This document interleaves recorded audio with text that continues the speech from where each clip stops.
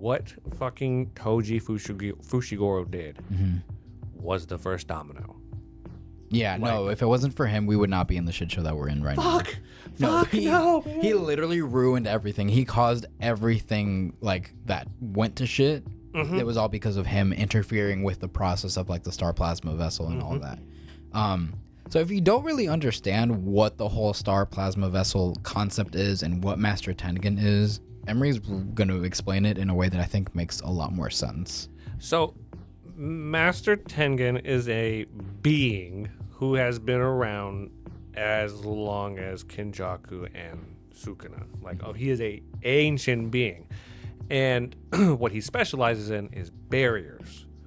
And so for him to be able to continue to like live eternally, kind of similar like Kenjaku, he has to transfer like his curse technique, his soul to another person, so that like that body can continue to like put up the barriers and protect the schools and everything like that. Right.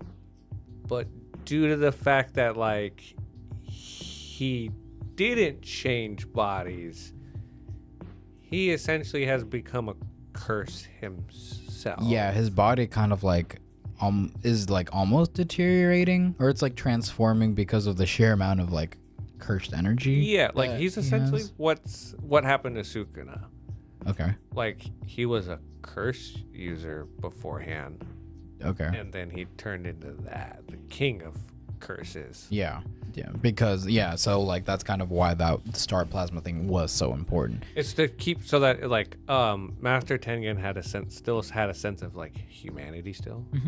But that's all fucking lost. Oh yeah, he doesn't even look like a human. He literally looks like a curse himself. He looks all fucking weird, has a weird shaped head. It's kind of funny. Yeah.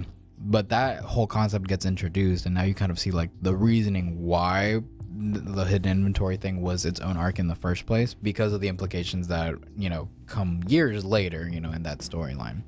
So once he's introduced, we kind of get the gathering of the main special grade sorcerers and first grade sorcerers, kind of like talking about the game plan essentially, right? We get obviously like Yuta, Yuji, Megami, Maki.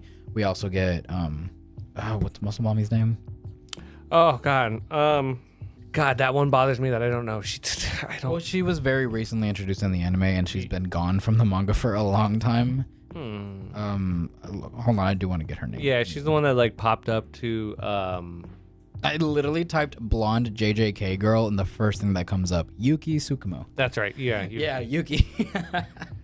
Yes, she was finally reintroduced to the main storyline, and we got to see a little bit of her in a flashback in season 1. She was she found Toto, right? Yeah. She found Toto. She's the one that turned his life upside down. Exactly. Yeah, made him, And then you got a glimpse of women. You got a glimpse of her in movie Zero too. Yes. She came and talked to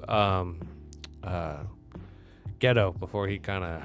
No, that was in movie 0. That was the hidden inventory arc. Was it? Yeah, when they have their little conversation. Oh, yeah, no, yeah.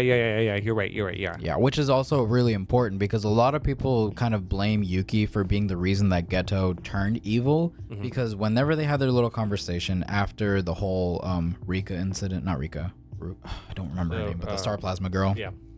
Once she was kind of offed by Toji, he was kind of contemplating life, and like he was thinking about, why are we protecting people with no cursed energy when they do evil shit like this, right?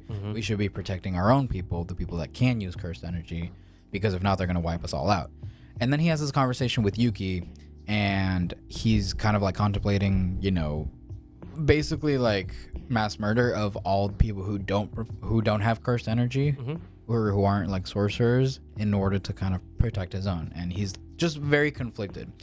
And when he asks for advice, instead of Yuki telling him like, hey, you shouldn't wipe out everybody else, she instead says that is an option, technically, yes, that you could do. So she doesn't even like right away say that's wrong. She just says that is a route that you could take. And then she talks about you could also, kind of like take on that burden and still protect people, blah, blah, blah, or whatever. But overall, she never really like tells him not to do it. So a lot of people in the fandom I've seen kind of blame her for him spiraling down that dark path, which is a fair argument, but I don't really think like it's I don't believe that personally. I just think that she is a reasonable enough person that like she's probably had that thought herself before because of the horrific things that you see as a sorcerer in that world. And I'm sure that like, you know, everybody has come to that conclusion at some point, but you have to be strong enough to kind of Overcome know those that, thoughts. and overcome that. Yeah, exactly. So I think maybe Ghetto just wasn't mentally strong enough to kind of like accept that, and he decided to go down that darker path. They're just Jedis. Yeah, sure. Yeah, kind of like the Jedi mindset. Sure. Huh. You never thought about